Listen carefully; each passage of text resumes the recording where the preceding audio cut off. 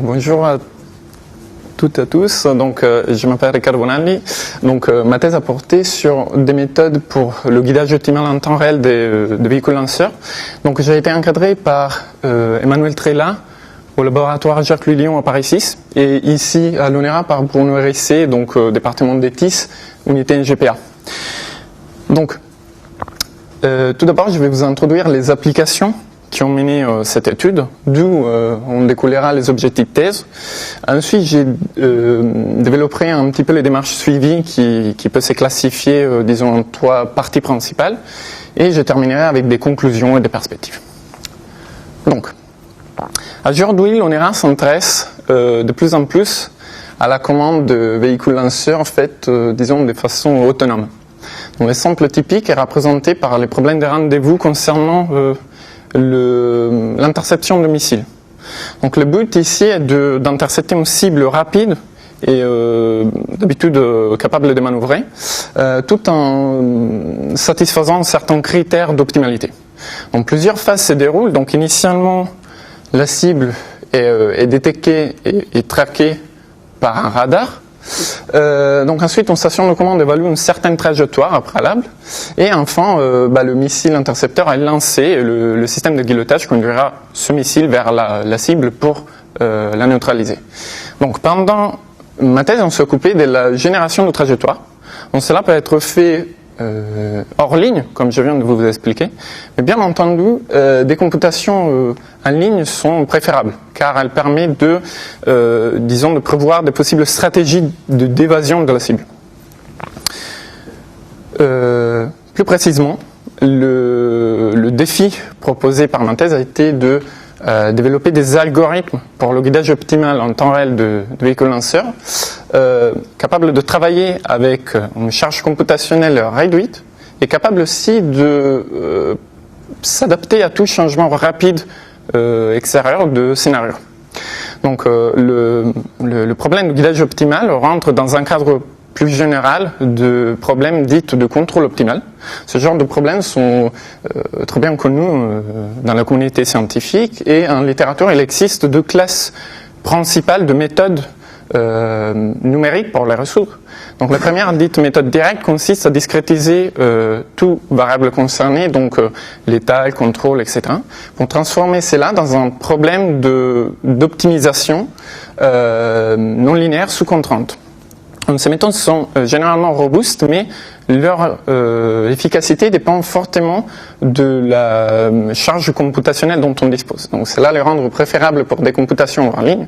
Donc comme on vise des computations en temps réel et possiblement embarquables, donc on s'est concentré plutôt pendant la thèse sur des méthodes indirectes. Donc ces méthodes sont très précises, très rapides dans leur convergence. Par contre, une étude fine de la structure mathématique du problème est nécessaire pour la mise en œuvre de ce genre de méthode. Et surtout, le problème plus gros reste leur initialisation. Donc, qu'est-ce que ça veut dire exactement initialiser une méthode indirecte? Donc, rapidement, considérons un problème de contrôle optimal sous cette forme. Donc, on a un système, on veut minimiser un certain coût, et on agit sur le système par la variable U. Donc, les méthodes indirectes consistent à appliquer tout d'abord des conditions nécessaires d'optimalité, dites principe du maximum de Pontrier, qui fournit l'existence d'une fonction appelée vecteur adjoint, ici notée par P, qui satisfait avec l'état un certain système dite équation adjointe. D'accord ? De ce système, on ne connaît pas a priori l'initialisation. Donc pour pouvoir intégrer, donc mettre en œuvre ces méthodes, il est nécessaire de donner une valeur initiale de ce vecteur adjoint. Donc le problème s'est transformé dans la recherche de la valeur optimale, si vous voulez, de ce vecteur adjoint. Donc ces recherches, c'est un problème en général très très complexe. Donc avec ces problématiques en tête, on a pu développer les objectifs suivants. Donc premièrement, développer des algorithmes pour le guidage optimal en temps réel de lanceurs basés sur méthode indirecte. Donc améliorer, robustifier ces algorithmes pour, et si possible, donner des marges théoriques de convergence.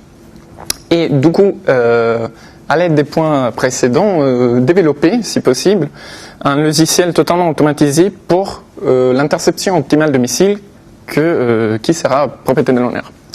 Donc, disons, démarche suivie. Donc, initialement, on s'est concentré sur le bon encadrement théorique de ce problème. Donc, je m'explique mieux.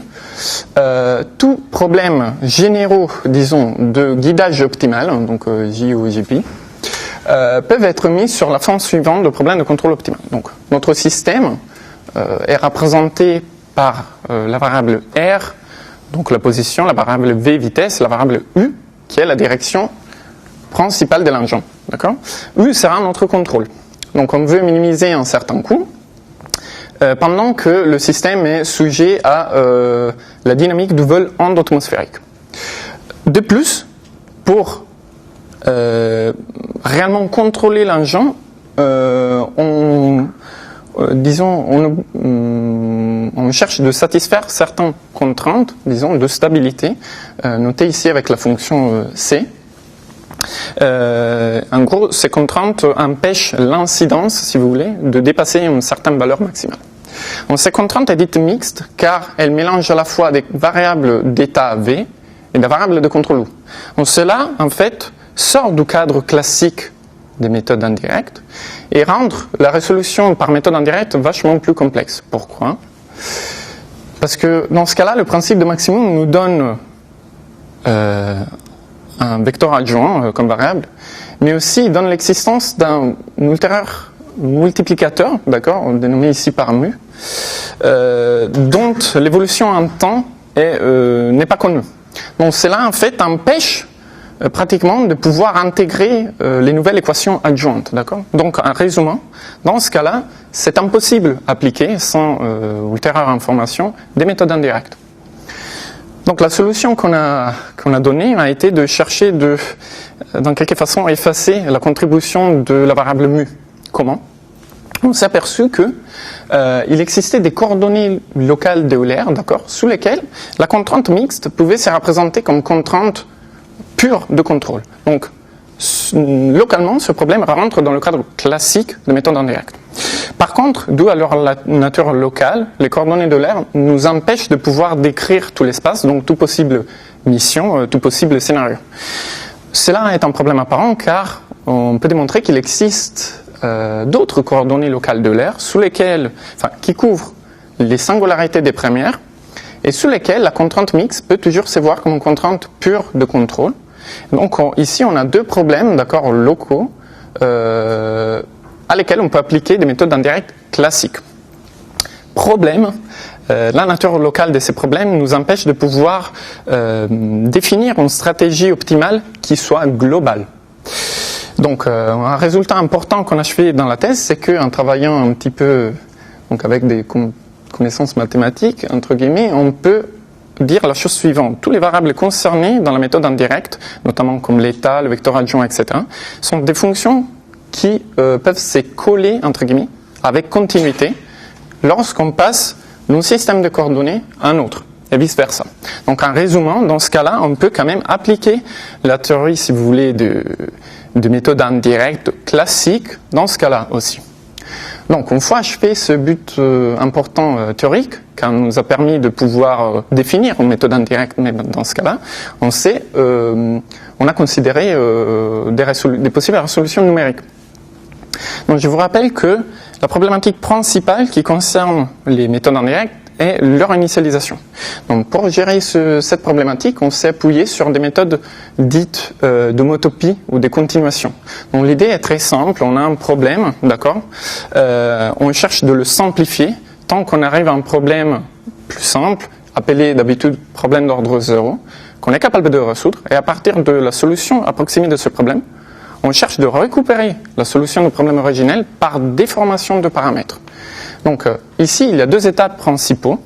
Il y a un bon choix, d'un côté un bon choix du problème d'ordre 0 qui doit être à la fois assez simple à résoudre, mais conserver assez d'informations dans sa structure pour pouvoir récupérer le problème originel. Mais aussi, d'un autre côté, définir un bon schéma de déformation de paramètres assez efficace pour récupérer d'une façon, utile la solution du problème originel. Donc, concernant notre problème de guidage, comment on a utilisé ce genre de méthode. Donc, on s'est concentré tout d'abord sur le choix de problèmes d'ordre 0. Donc, on a dû faire face à deux problématiques principales. Donc, la gravité et la propulsion, disons, complexifient énormément l'analyse du problème du point de vue mathématique. Et deuxièmement, plus la mission est élaborée, ça c'est intuitif, moins d'intuition on aura sur comment initialiser la méthode indirecte sur le problème original. Donc, en considérant ça, on a pu se concentrer, enfin, on a voulu se concentrer plutôt sur ce problème d'ordre 0 ici, obtenu de la façon suivante. On prend le problème originel, on enlève la contribution de la gravité de la propulsion et on modifie aussi le scénario, si vous voulez.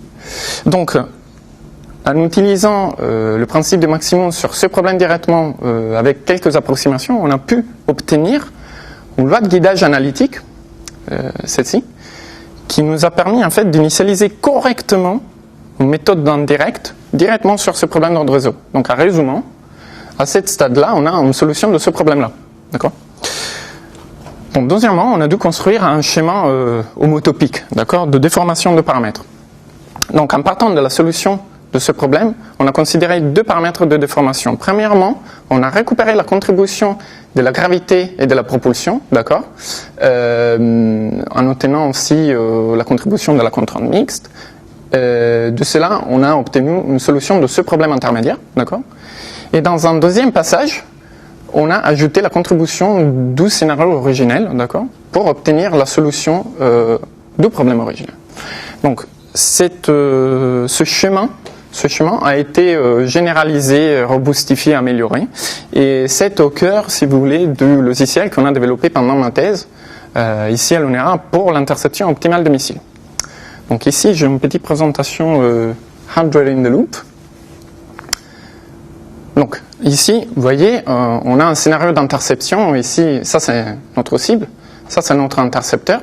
Donc les calculs ici à droite sont partis. Donc ici, on a une carte embarquée qui mène ces calculs. Donc cette méthode, vous avez les écrans latéraux aussi au pire. Et donc ici, que se passe-t-il? La méthode a été initialisée avec le processus que je vous ai montré tout à l'heure, mais pour améliorer la solution, en fait, à chaque clock, la carte met à jour l'information concernant la trajectoire optimale par rapport à la nouvelle position de la cible, d'accord? Donc, si vous voulez, à chaque instant, on choisit la meilleure façon possible pour intercepter. Donc cela amènera bien notre intercepteur ici, vous intercepteur, vers la cible pour la neutraliser. Bon, voilà. Donc merci. Voilà. Donc voilà.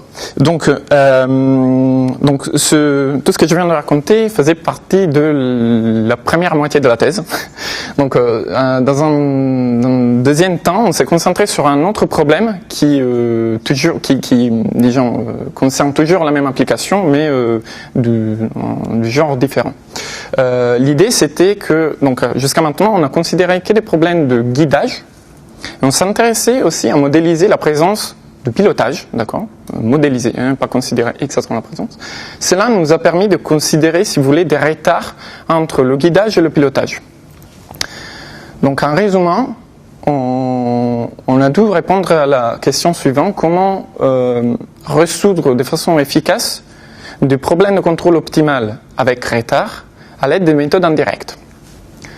Cette question est très très très complexe. Pourquoi? Donc je prends un exemple. Donc considérons ce système de contrôle optimal avec retard constant dans l'état, pour simplifier. L'idée c'est que dans ce cas-là, il existe un principe de maximum de points-trélis, bien sûr, qui nous donne l'existence d'un vecteur adjoint qui satisfait des équations adjointes modifiées par contre. C'est-à-dire qu'on a en même temps la présence des informations passées à la fois et futures, qui en fait nous empêche une intégration dite classique de ces systèmes. C'est-à-dire, l'information locale qu'on avait d'habitude, c'est-à-dire la valeur initiale de vecteur adjoint, n'est plus utile n'est plus suffisant pour pouvoir intégrer ce système. On a besoin d'une information globale, en fait, de tout vecteur adjoint. Donc l'idée, c'est que le problème s'est transformé dans la recherche d'un point dans l'espace, qui est déjà quelque chose de difficile, en recherche d'une fonction entière. Du coup, on a augmenté énormément la dimension du système. Donc la solution qu'on a proposée, c'est parti d'une simple question, en fait. Que ça passe-t-il si on va ajouter au fur et à mesure le retard en le considérant comme paramètre de déformation en partant de la solution du problème optimal sans retard que dans le cas de missile on a, c'était ce que je venais de vous raconter. Eh bien, la méthode, elle est intéressante, en fait, si on compile les codes marchent, etc. Par contre, deux questions importantes se posent. La première, est-ce que ces méthodes convergent toujours? Et deuxièmement, si elles convergent à quoi? D'accord? Donc là, il nous a fallu un petit peu de temps pour donner une bonne réponse, parce que malheureusement, pour nous, en littérature, il n'y avait pas vraiment grand chose sur ce sujet, en fait. Donc on a dû tout refaire du début. Donc on a quand même réussi à répondre de façon satisfaisante à cette question.